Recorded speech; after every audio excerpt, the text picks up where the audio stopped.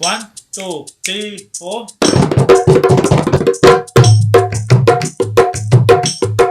3 4 3 4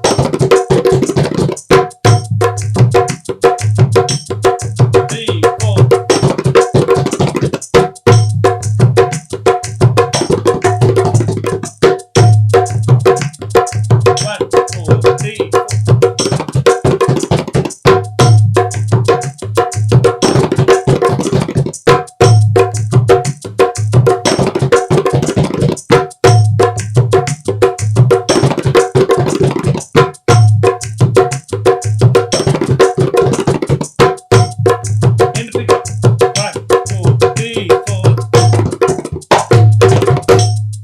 अगर आप online class करना चाहते हैं तो मेरी ऑनलाइन क्लास आप ज्वाइन कर सकते हैं और वीडियो में नंबर दिया हुआ है, आप ज्वाइन करिए। सारी चीज़ें आपको सिखाई जाएंगी और ये वीडियो फेस टू फेस होगा, मतलब ऑनलाइन होगा। ऐसा नहीं कि वीडियो भेज दिया और आप सीखते रहिए।